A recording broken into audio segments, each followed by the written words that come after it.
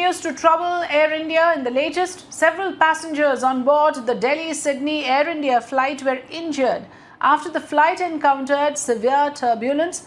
Air India has now released an official statement saying that the flight landed safely in Sydney and 3 passengers availed medical assistance on arrival, but none of them required hospitalization.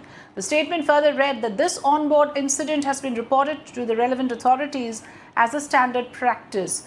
So it is not normal, it should not be the case that due to turbulence, passengers suffer injuries. But in this case, that is what the report says, that the passengers traveling in this Delhi-Sydney aircraft actually suffered injuries owing to the movements of the aircraft as it went through air turbulence. Let me have Aruneel join us to get us more on this. Aruneel, air turbulence is not something unusual, but what sounds unusual, at least in this case, is that the passengers were injured.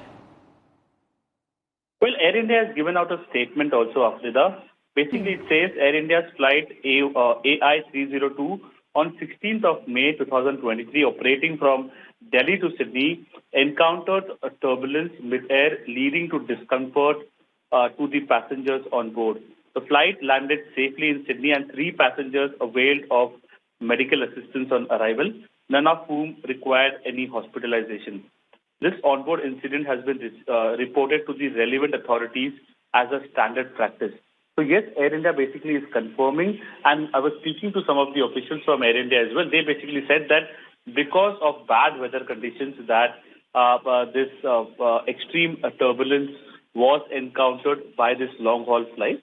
In which 3 passengers who were on board, they suffered injuries, but they were given medical assistance as soon as the flight landed at the Sydney airport. None of them required any kind of hospitalization. All right. Thanks very much, Aruneel, for giving us all the latest on